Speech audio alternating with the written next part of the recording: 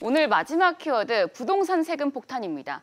박사님, 그런데 정부에서는 지금 6월 1일부터 부동산 세제 강화 정책을 시행할 것으로 보입니다. 종합부동산세 그리고 양도소득세를 강화할 것으로 보이는데 정부 입장에서는 세금을 늘리면 이제 다주택자들이 못 버티고 매물을 내놓을 것이라는 분석인데 박사님께서 어떻게 보십니까? 예, 지금 정부의 이 부동산 정책 중에서 가장 큰 게 세금을 늘려서 팔도록 유도해서 부동산 가격을 안정시키겠다는데 그동안 정부가 4년간 계속 이런 정책 기조를 이어왔지만은 사실 그동안의 세율 인상폭은 올해 하반기에 예정돼 있는 이 종부세, 양도세 인상폭에 비하면 사실 아무것도 아닙니다. 네. 세금 폭탄의 신호가 다가오고 있는 것이죠. 어저께 정부가 정책의 일관성과 신뢰성 유지를 위해서 양도세와 종부세 인상 정책을 그대로 강행해 나가겠다라고 밝혔어요. 네. 현재 국민 여론조사에 보면 오히려 부동산 가격을 안정시키기 위해서는 양도세를 내려야 된다라는 의론이 50% 이상 넘는 지금 여론조사 결과가 나왔는데요.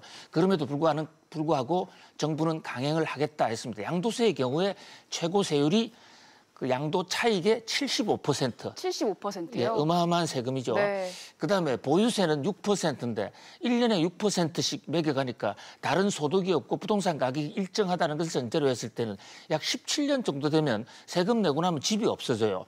이런 식으로 엄청난 부동산 폭탄인데 이 폭탄을 무서워서 미리 팔 것이다라는 게 정부의 생각이고 네. 또 시장 일각에서는 글쎄 지금 팔고 싶어도 양도세가 너무 높아서 팔 수 없다. 세금을 내려줘야 파는 거 아니냐.